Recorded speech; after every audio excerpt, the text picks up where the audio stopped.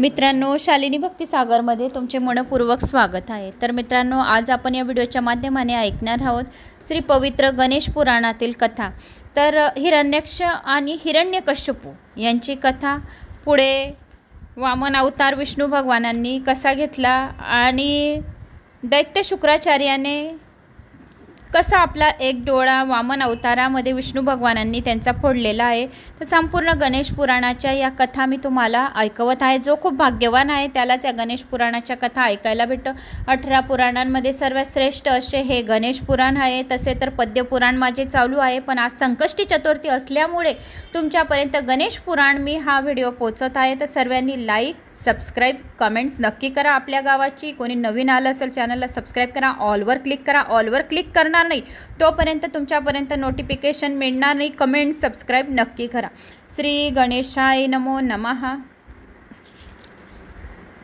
हिरण्याक्ष आणि हिरण्यकश्यपूची कथा। पुढे ब्रह्मदेव सांगू लागले, मी कश्यपाला सृष्टी निर्माण करण्याची आज्ञा केली होती। त्यावेळी त्याने श्री गणेशाच्या कृपेने आपल्या 4 स्त्रियांपासून अनेक प्रकारची स्थावर जंगम सृष्टी निर्माण केली। त्याच स्त्रियांमध्ये दिती व आदिती या श्रेष्ठ होत्या। एक दिवस सायं संध्येची वेळ झाली असता दिती कश्यपाच्या समीप आली आणि कामातूर होऊन त्यांच्याकडे भोग मागू लागली। परंतु सायंकाळ झाले असल्याने भोग देण्यास ही वेळ योग्य नाही व भोग दिल्यास संतती चांगली होणार नाही असे त्यांनी द्वितीला सांगितले। पण ती काही ऐकेना। ती भोगासाठी व्याकुळ झाली होती। शेवटी नाईलाजाने कश्यपाने तिची इच्छा पूर्ण केली। नंतर द्वितीयाला 2 मुले झाली। त्यांची नाव हिरण्याक्ष व हिरण्यकश्यपू अशी होती। ते मोठे झाल्यावर त्यांनी पित्यापासून भगवान शंकराच्या मंत्राचा जप करीत अनेक वर्ष भगवान शंकराचे तपस्या आराधना केली। त्यामुळे शंकर खूप प्रसन्न झाले। प्रसन्न होऊन त्यांना वर देण्यासाठी त्यांच्या समोर आले। तेव्हा त्यांनी असा वर मागितला की मला कोणत्याही वेळी दिवसा किंवा रात्री पृथ्वीवर किंवा स्वर्गात कोणापासूनही मरण येऊ नये।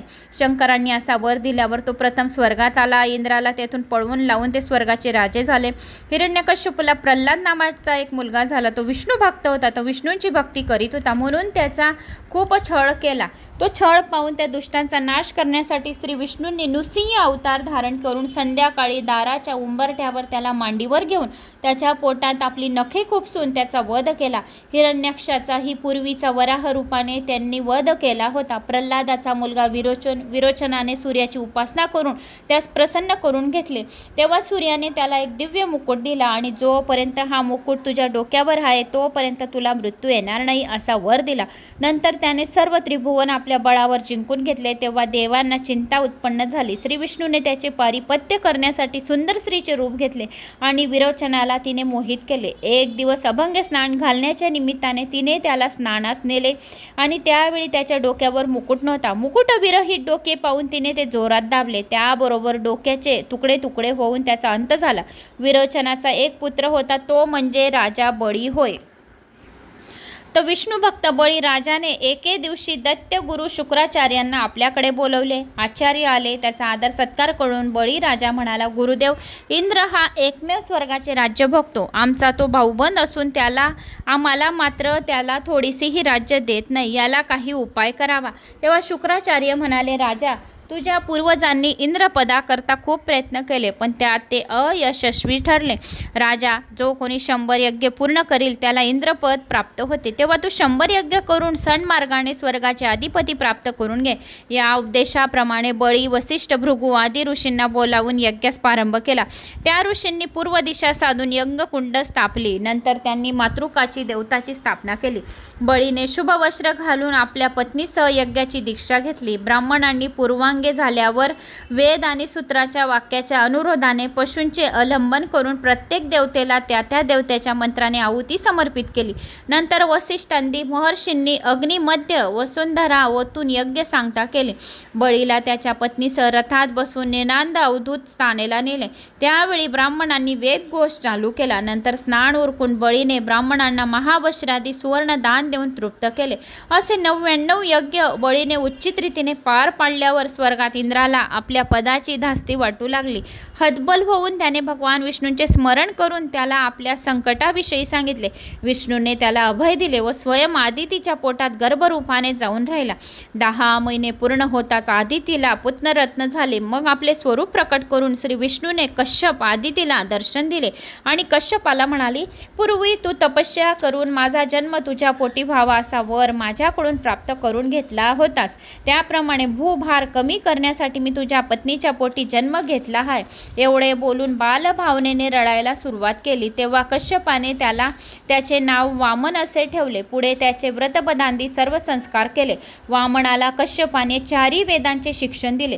एक दिवस त्याने कश्यपाला विचारले, तात इंद्राचे संकट नाहीसे कशाने होईल ते मला सांगा. त्यावर कश्यप म्हणाला, मी तुला सिद्धिप्रदायक श्री गणेशाच्या षडाक्षर मंत्राचा उपदेश करतो. या मंत्राचा तपाचरण कर, तुला गजानन लवकर प्रसन्न होईल. ओम गम गणपते नमः या मंत्राचा तू हजारो वर्षापर्यंत जप कर, म्हणजे तुला गजानन लवकर प्रसन्न होईल.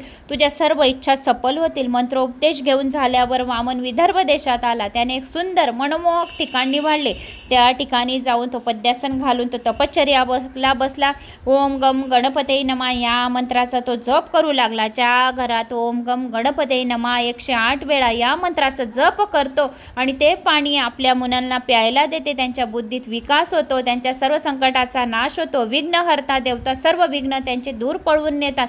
तर असा ओम गम गणपते नमा या मंत्राचा जप करावा. आणि स्वयंपाक करता करता पण व्हिडिओ लावला ह्या पुराणाचे 1-1 घंट्याचे, तरी सुद्धा चालते. प्रत्येकाने पद्यपुराण, विष्णू पुराण, गणेश पुराण, शिवपुराण या हरिवंश पुराण जे काही आहे, देवी भागवत पुराण स्वयंपाक करता करता 1 घंट्याचे व्हिडिओ आरामाने लावून द्यायचे. म्हणजे ते मंत्र, ते स्तोत्र सर्वे संपूर्ण जेवणात पडतात आणि त्या जेवणाला अन्नपूर्णा माताचा साक्षात वास असतो आणि ते जेवण पण स्वादिष्ट बनते आणि घरात पॉझिटिव्ह ऊर्जा राहते. तर असा हा 1-1 घंट्याचे व्हिडिओ सर्वांनी लावून द्या. वेळ नसणार तर, नाही तर पूजा करता करता ऐका. असे या तपश्चर्याला त्यांनी स्थान निवडले आणि ओम गम गणपते नमा या मंत्राचा त्यांनी जप केला. 1 वर्षपर्यंत निराहार राहून षडाक्षर मंत्राचा जप करीत होते. श्री गणेश प्रसन्न झाले.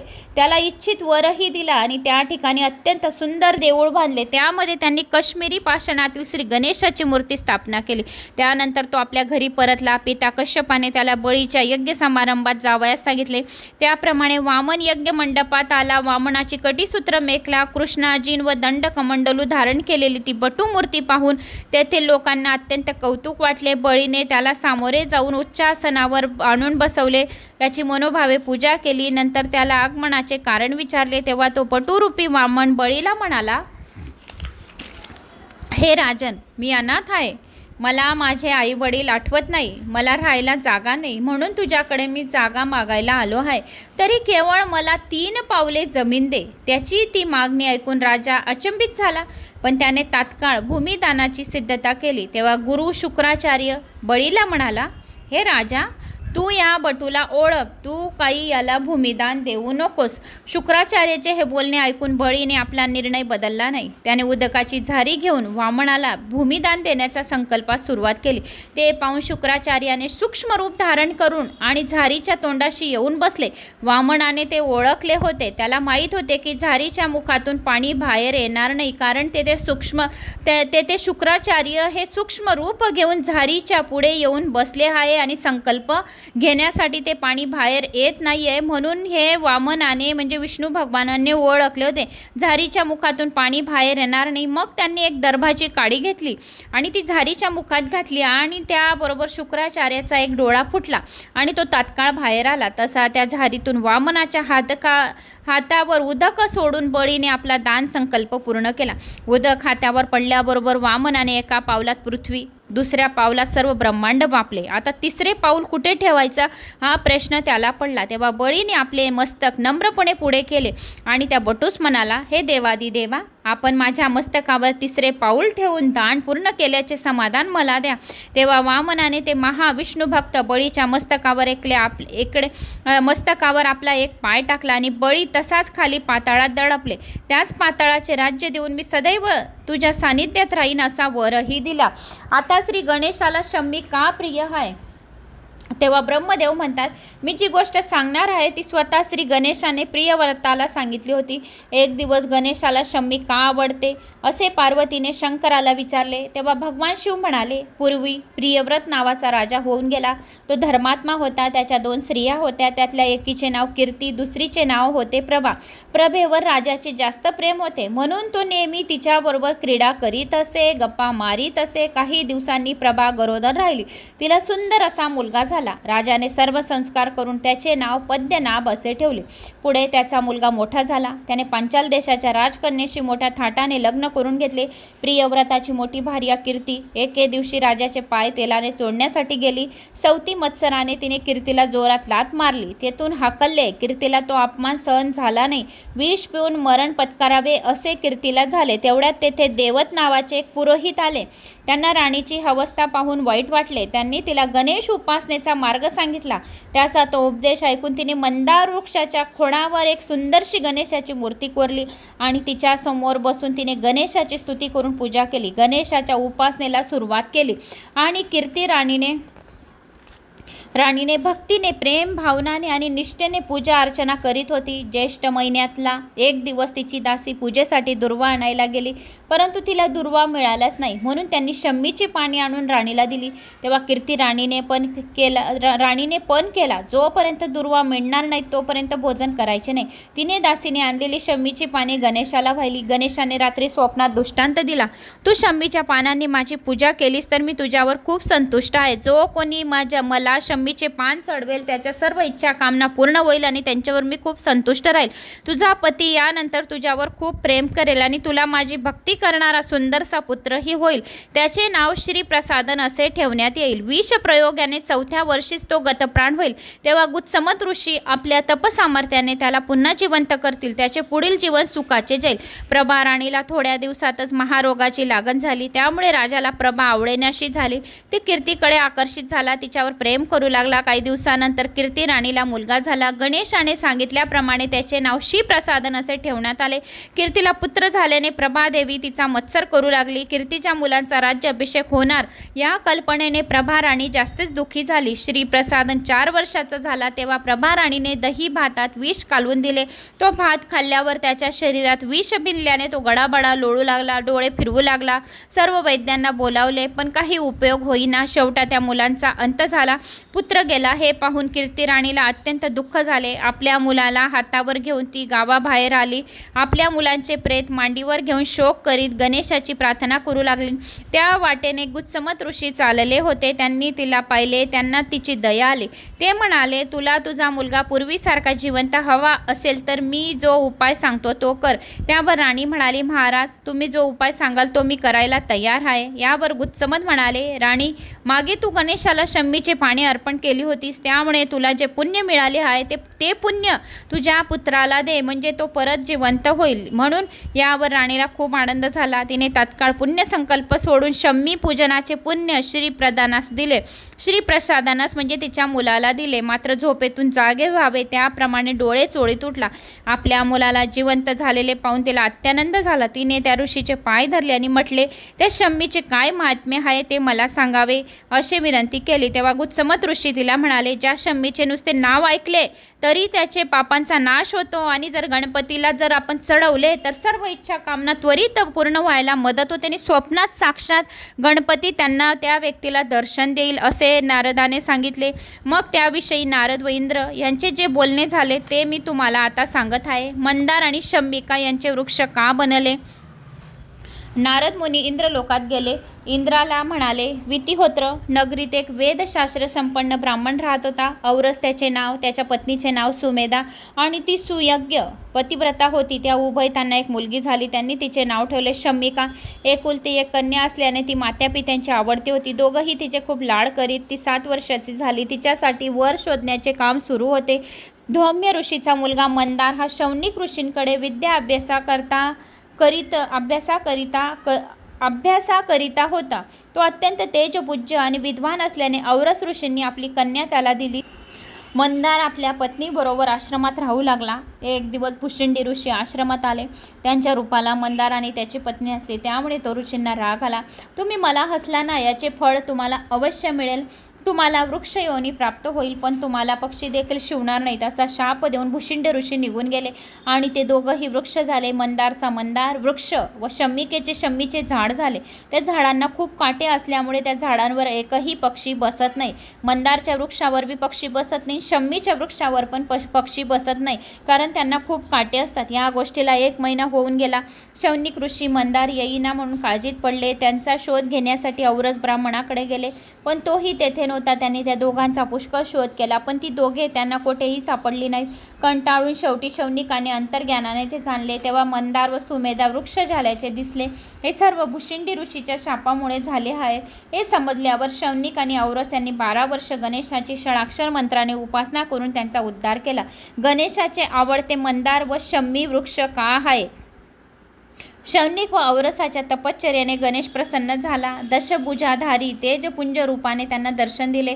स्तोत्र रचना करून त्यांनी गणेश स्तुती करून घेतली. तेव्हा श्री गणेश म्हणाले, तुमची काय इच्छा आहे ते सांगा. त्या दोघांनी केलेल्या स्तोत्राला त्यांनी कुजन्म नाशनम नाव असे देऊन त्यांचे रोज जो कोणी पठण करेल, या अध्यायाचे जो कोणी संकष्टी चतुर्थीच्या दिवशी जो कोणी पठण करेल त्याला विपुल मोठे वैभव प्राप्त होईल, धनधान्य प्राप्त होईल, ऐश्वर्य प्राप्त होईल, दीर्घायुष्याची प्राप्ती होईल आणि त्याला गणेश लोकाची प्राप्ती होईल असा स्वतः गणेशाने हा वर दिलेला आहे. आणि मग शौनिक ऋषींनी तो औरसाने मंदार शम्मिकाची सर्व हकीकत सांगितली. त्यांना पूर्व अवस्थेत आणवावे असे सांगितले. तेव्हा श्री गणेश म्हणाले, माझा परमभक्त भुशंडीचा शाप वृथा जाणार नाही, म्हणजे खाली जाणार नाही, पण मी आजपासून मंदार वृक्षाच्या मुळाशी वास करेन. हा वृक्ष साऱ्या त्रिभुवनात पूज्य होईल. जो कोणी मंदार वृक्षाखाली माझ्या मूर्तीची स्थापना करून शम्मीपत्रे व दुर्वाकाराने माझी पूजा करेल त्याच्या सर्व इच्छा मी पूर्ण करेल.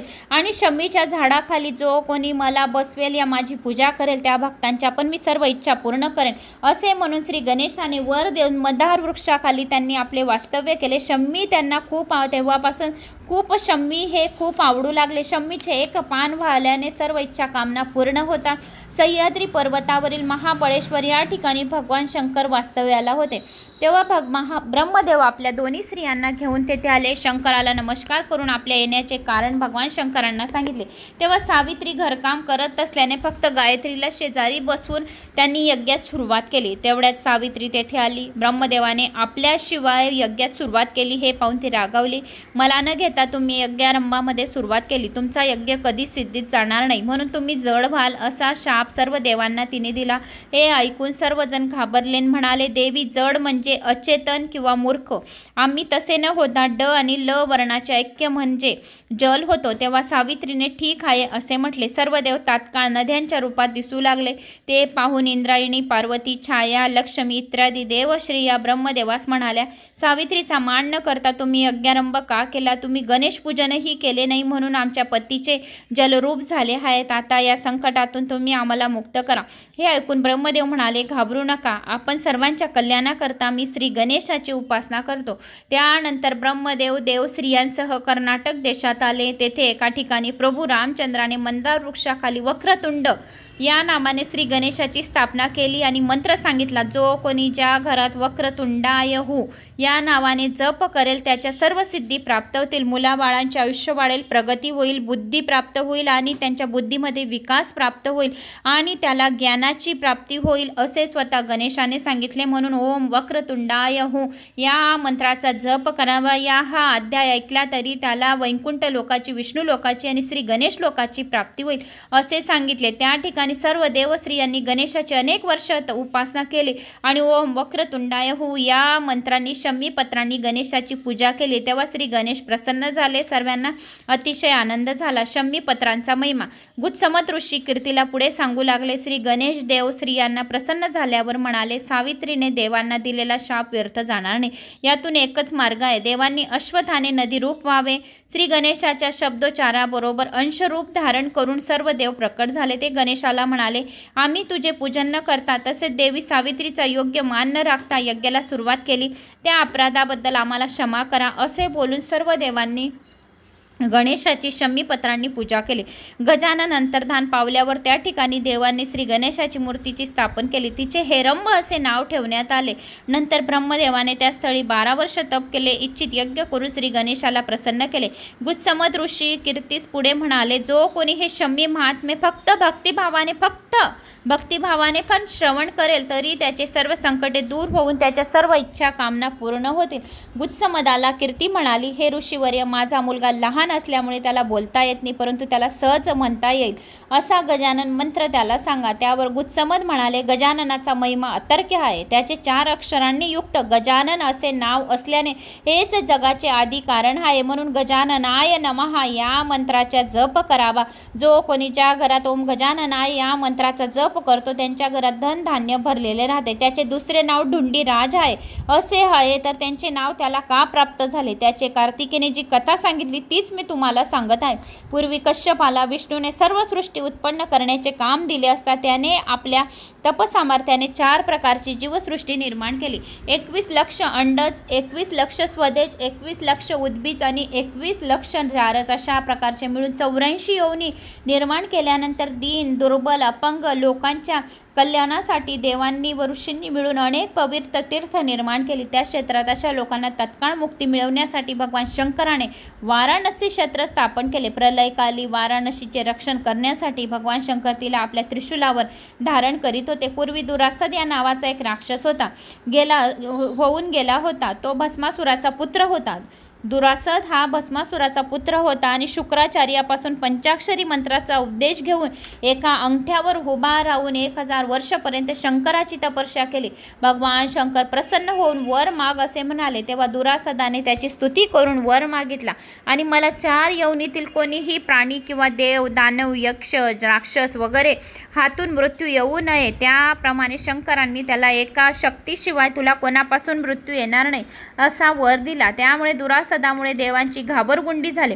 गुत्समद सांगतात, शंकराचा वर प्राप्त झाल्यावर दुरासद मंदोमंद झाले आणि त्याने सर्व पृथ्वी जिंकून घेतली.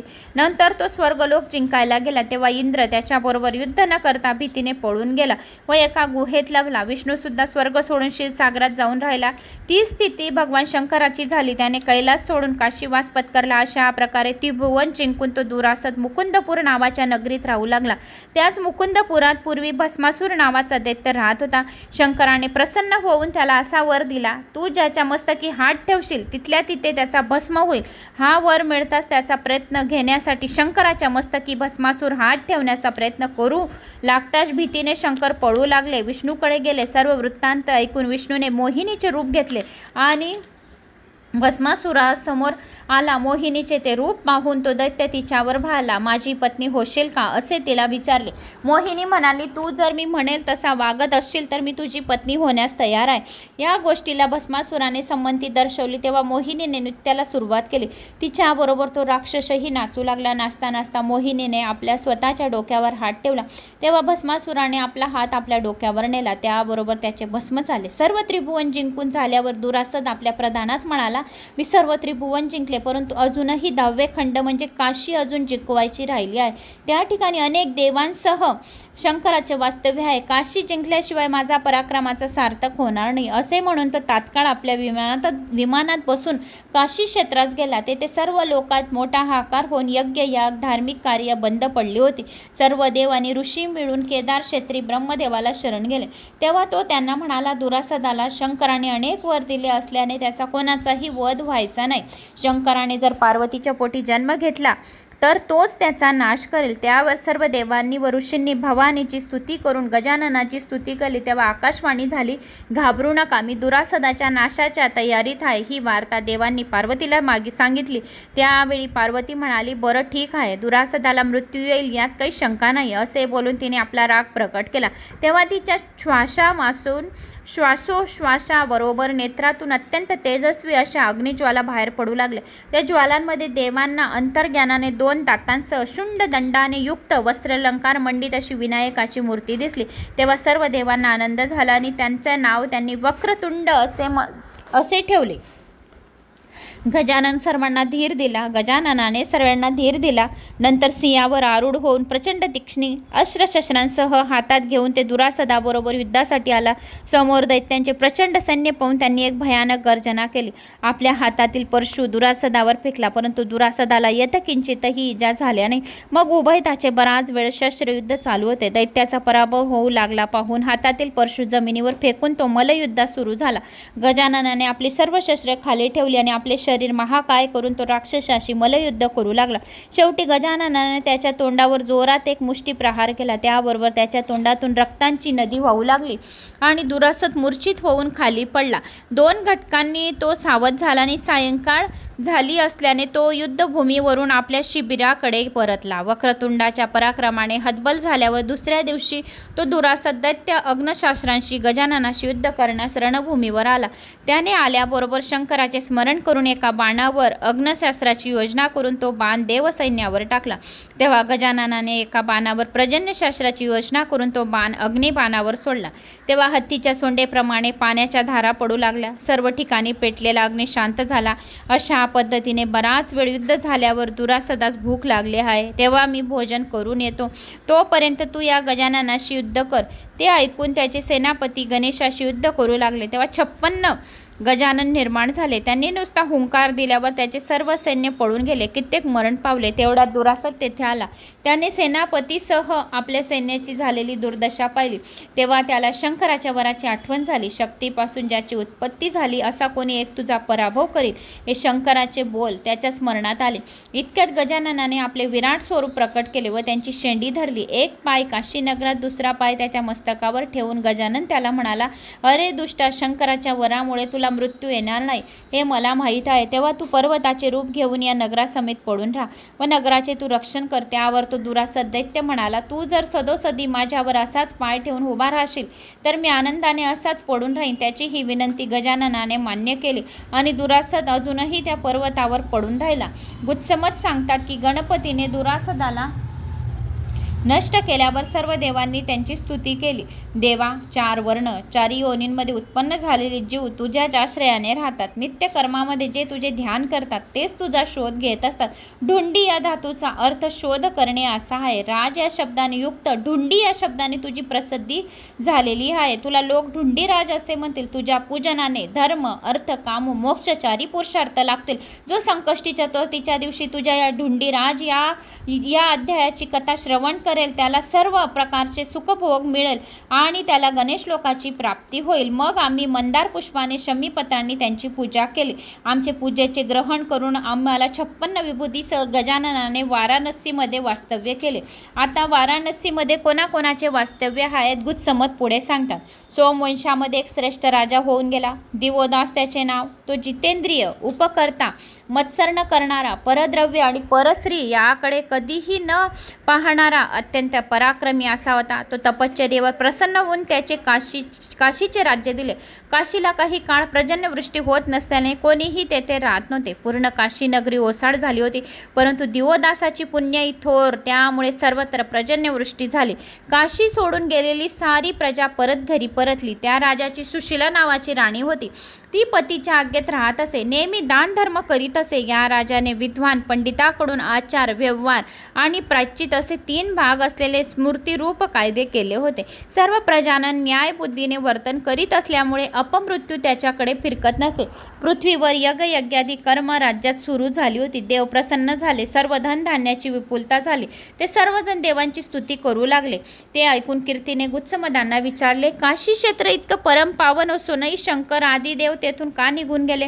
गुत्समद म्हणाले, पूर्वी काशी नगरीत पूर्ण एक तप अनावृष्ट होऊन सर्वांचा नाश झाला. स्वाकार स्वदाकार बंद पडले. त्यावेळी सर्व देवांनी भगवान शंकराला शरण जाऊन विनवणी केली. मंदार पर्वतावर 10,000 वर्षापासून मरीची ऋषी तपश्चर्या करीत आहे. त्यांना आपण वर द्यावा. देवांच्या विनवीचा आदर राखून भगवान शंकर मंदार पर्वतावर गेले. मरीची ऋषींची तपश्चर्या पाहून सर्वांनी प्रसन्न होऊन त्यांनी मरीचीला आपल्या गणासमेत विमानात बसवले, कैलासावर पाठवून दिले आणि ते स्वतः मंदार पर्वतावर राहू लागले. खूप दिवसांनी आपण काशीला जावे असे भगवान शंकराच्या मनात आले, परंतु ब्रह्मदेवांनी काशीचे राज्य दिवोदासाला दिल्यामुळे त्यांना तेथे जाता येईना आणि दिवोदास अत्यंत पुण्यवान होता, त्यामुळे त्याच्याकडून काशीचे राज्य मागता येईना. त्यासाठी दिवोदासाचा एखादा उणेपणा काढून आपण काशी परत मिळवावी म्हणून त्यांनी देवांना त्याचे उणे पाहण्यास काशीस पाठवले. पण जो जो देव दिवोदासाकडे जाईल तो तो तेथेच रममान होऊन काशीस कायमचा राहील. एकही देव काशीहून परत येत नाही पाहून शंकरांनी भैरवांना काशी नगराला पाठवले. तेथे त्यांनी गंगा स्नान केल्यावर आपण परत जाऊ नये असे भैरवांना वाटू लागले. ते बी तेथेच त्यांनी भैरवांनी बी तेथेच वास्तव्य करण्याचे ठरवले. भैरव परतले नाही तेव्हा त्यांनी आदितींना दिवोदासाकडे पाठवले. कोठेही पापकर्म दिसून आले नाही तर पुण्यमयी नगरी पाहून तेही तिथे रममान झाले. शेवटी शंकराने 64 योगिनींना पाठवले, पण त्याही परतल्या नाही. मग खात्री मात्र भगवान शंकर निराश झाले. आता आपणास काशीवास प्राप्त होणे नाही, तेव्हा आपण गणेश किंवा विष्णूकडून आपली इच्छा पूर्ण करून घ्यावी असे त्यांनी विचार केला. गणेशाचे भविष्य शंकराने गणेशाला बोलावून घेतले आणि त्याला म्हणाले, हे गजानन, मला काशीला जाण्याची खूप इच्छा झाली आहे, पण तेथे पुण्यशील दिवोदास राज्य करतो. सर्व प्रजा त्याच्यावर संतुष्ट आहे. मला त्याला तेथून काढता येत नाही. तरी तू दिवोदासांकडून अनुचित कर्म घडवून मला काशीवास लाभावा एवढी माझी इच्छा आहे. असे शंकराने गणेशाला आपली मनातली इच्छा सांगितली की मला दिवोदासापासून काशी क्षेत्र पाहिजे, तर तू ही माझी इच्छा पूर्ण कर. जे जे देवतांना मी पाठवतो आहे काही उणे काढायला दिवोदासाची, पण एक पण उणेपणा दिवोदासामध्ये होत नाही आहे. अतिशय पुण्यवान हा दिवोदास आहे, तर तू काहीतरी कर आणि मला हे काशी क्षेत्र मिळवून दे असे त्यांनी गणेशाला प्रार्थना केली. हे ऐकून गणेश शंकराच्या इच्छेपूर्तीसाठी ज्योतिष्याच्या रूपात काशीत आला. लोकांना भविष्य सांगू लागला. त्याने सांगितलेले भविष्याप्रमाणे सर्व तसेच घडू लागले. त्यामुळे लोकांची त्याच्यावर श्रद्धा बसली आणि त्याची पूजा करू लागले. त्या भविष्याची, त्या बुवाची, ज्योतिष बुवाची सर्व लोक पूजा करू लागले. त्याच्या आशीर्वादाने इच्छित मनोरथ सर्वांचे पूर्ण व्हायला लागले. त्यामुळे ते ज्योतिष बुवा प्रजेमध्ये अतिशय प्रसिद्ध झाले. ही गोष्ट दिवोदासाच्या कानावर आली. एक दिवस राजाने त्या ज्योतिषाला आपल्या राजवाड्यात बोलवले. त्यांच्या आदराने पूजा केली. नंतर राजाने विचारलेल्या अनेक विविध प्रश्नांची त्याने उचित उत्तरे दिली आणि दिवोदासाची त्यावर दृढ श्रद्धा बसली. या नादात त्याला इष्ट देवदेवताचे विस्मरण झाले. एके दिवशी ज्योतिष त्याला म्हणाला, हे राजा, आजपासून 7व्या दिवशी एक सिद्ध पुरुष येऊन तुला भेटेल. त्याप्रमाणे कर तू. तो जसं सांगेल तसं कर, त्याचे तुझ्याने कल्याणच होईल. गुत्समत पुढे म्हणाले, ज्योतिषाने राजासह काशीतील प्रजेला मोहित केल्यावर भगवान विष्णू बुद्ध रूपाने गावाबाहेर येऊन राहिले. तेथे त्याने आपल्या प्रभावाने सर्व प्रजेला प्रभावित केले. सगुण उपासनेचा निषेध करून वैदिक धर्मविरुद्ध उपदेश करायला सुरुवात केली. परमात्मा प्रत्येकाच्या अंतःकरणात असतो. माती किंवा दगडाचा देव का असेना, प्रत्येकाच्या हृदयामध्ये परमात्मा बसलेले असतात. भावना आणि श्रद्धा आणि विश्वास पाहिजे की तुम्ही कोणत्या भावनेने कोणत्या देवाची पूजा आणि कोणत्या देवाची श्रद्धा आणि विश्वासाने कोणत्या देवाची तुम्ही कशी आराधना करत आहे आणि तुमच्या हृदयामध्ये देवता कसे प्रकट झालेले हे तुमच्यावर निर्भर आहे. तर सर्वजण भावनेने श्रद्धेने त्यांची पूजा करणे हे निष्फळ आहे. देह म्हणजेच आत्मा, त्याला सुखी करण्याचे प्रयत्न प्रत्येकाने करावेत असा उपदेश ते लोकांना देऊ लागले. त्याचा उपदेश ऐकून अनेकांनी त्यांचे शिष्यत्व स्वीकारले आणि भिक्षुनीचे रूप धारण करून लक्ष्मीनेही आपल्या पतीचा उपदेशाचा प्रचार स्त्रियांमध्ये केला. अशा रीतीने बहुतेक सर्व प्रजा बौद्धमतवादी झाली. बुद्धरूपी विष्णू एक दिवस दिवोदासाच्या राजवाड्यात आला. म्हणाला, राजा, मी तुला सांगतो ते तू नीट ऐक. तुझी सगळी प्रजा निर्गुण उपासक झाली असल्यामुळे आता तू काशीचा त्याग करायला हवा. तेव्हा राजा म्हणाला, मला एका ज्योतिषाने सांगितले होते की तुला एक पुरुष भेटेल, तो सांगेल त्यानुसार तू वाग. त्याप्रमाणे तू आज मला काशीचा त्याग करावयास सांगत आहे, म्हणून मी काशी सोडून साधना करवास निघून जात आहे. यावर विष्णूने असे केल्याने तुला लवकरच मुक्ती मिळेल असा विष्णू भगवानांनी दिवोदासाला आशीर्वाद दिला. मग कीर्तीला गजानन प्रसन्न झाला. काशी नगरीतून दिवोदास निघून गेल्यावर ज्योतिष्य आपल्या पूर्वीच्या गजानन रूपात काशीत राहू लागला. विष्णूचे दिवोदास काशी सोडून गेल्याचे मंदार पर्वतावर जाऊन शंकराला सांगितले. भगवान शंकर वाजत गाजत काशीत आले. श्री गजाननाला वंदन करून त्यांची स्तुती करत म्हणाले, तू सर्व पुरुषार्थाचा शोध करून ते भक्तास पुरवतोस म्हणून तुला ढुंडीराज असे म्हणतात. गुत्समत पुढे कीर्तीला म्हणाले, ज्याच्या कृपादृष्टीने तुझा मुलगा जिवंत झाला आहे, पुन्हा त्या गजाननाचे महात्म्य असे अगाध आहे. एवढे सांगून शंकर कीर्तीचा निरोप घेऊन निघून गेले. पुढे कीर्ती आपल्या मुलाबरोबर काशी नगरात आली. प्रथम ढुंडीराजच्या मंदिरात गेली. त्या ठिकाणी दुर्वा व शमी पत्र वाहून आपल्या मुलांच्या कल्याणासाठी तिने गजाननाला प्रार्थना केली. गजानन संतुष्ट झाले. तेव्हा कीर्ती गजाननाला म्हणाली, तुझ्या आशीर्वादाने माझा श्रीप्रसादन परत जिवंत झाला. आता तुझ्या आशीर्वादाने तुझ्या चरणी याची भक्ती सदैव राहो, त्याला उत्तम राज्य प्रसिद्ध मिळो आणि सौख्य सुख लाभो. तिने मागितलेले सर्व वरदान गजाननाने दिले. तसेच त्याला सहस्र वर्षाचे आयुष्य देऊन आपल्या हातातील परशु त्यांनी श्रीप्रसादनाला दिली. त्यामुळे त्याला परशुभाऊ असे नाव पडले. गणेशलोक. मुलगा जिवंत झाल्यावर कीर्ती आपल्या मुलांसह कर्णपूर नावाच्या नगरामध्ये आली. तेथे तिला लोकांनी ओळखले आणि तिला तिच्या मुलाला पालखीत बसून राजवाड्यात आणले. त्या दोघांना पाहून राजाला खूप आनंद झाला. राजा न्यायबुद्धीने राज्य करू लागला. पुढे काही वर्षानंतर श्रीप्रसादनाला राज्य देऊन तो तपश्चर्याला निघून गेला. श्रीप्रसादनाने म्हणजेच परशुभाऊने आपल्याला असलेल्या गुणांनी त्रिभुवनात कीर्ती मिळवली आणि नंतर त्याचे मंदार वृक्षाच्या लाकडाची श्री गणेशाची एक अत्यंत सुंदर प्रतिमा तयार करून आपल्या गळ्यात बांधली. त्याने 1000 वर्ष अगदी न्यायाने राज्य केले आणि तो आपल्या मुलाकडे राज्यकारभार देऊन गणेशलोकी निघून गेला. यावर व्यासांनी विचारले, ब्रह्मदेवा, मला गणेश लोक कुठे आहे ते सांगता का? तेव्हा ब्रह्मदेव म्हणाले, याआधी गणेशलोक कुठे आहे ते मी नारदाला सांगितले होते. नारदाने ते मृदुंगलाला सांगितले. मृदुंगलाने काशीराजाला सांगितले. तेच मी तुला आता परत एक सांगत आहे. एक दिवस गजानन आपल्या कामदायिनी नावाच्या शक्तियोगाने इशू नामक सागरात तो लोक बसवून त्याला आपले नाव दिले. गणेश लोकात राहणाऱ्यांना राग, द्वेष, सुख, दुःख, जन्म, मृत्यू आदी द्वांची पीडा होत नाही. सिद्धी आणि बुद्धी त्यांची निरंतर सेवा करीत असतात. सामवेद तेथे गायन करत असतात. कल्पवृक्ष तेथे असल्याने सर्वांच्या इच्छा कामना त्वरित पूर्ण होतात. मृदुंगल ऋषी यात्रा करीत काशीराजाकडे आले. राजाने त्याची पूजा केली. त्यांना प्रश्न विचारला. तेव्हा मृदुंगलाने जी कथा सांगितली तीच मी तुम्हाला सांगतो. गणेश लोकाची स्वानंद भुवन, निजलोक अशी 2 प्रसिद्ध नावे आहेत. जेव्हा देवांतक आणि नरांतक असे 2 राक्षस निर्माण करून त्रिभुवनाला त्रास देतील, त्यावेळी त्याच्या नाशासाठी गजानन मानव अवतार घेतील. तेव्हा श्री गणेश बालरूपाने अनेक विविध लीला करीत होता. दैत्यांचा नाश करील. तो त्या राज्यातील शुक्ल ब्राह्मणाच्या घरी जेवण करील. असा तो मानवरूपी गणेश जेव्हा तुझ्या घरी येईल तेव्हा तू त्याच्या पूजा करशील. तुला गणेश लोकाची प्राप्ती होईल.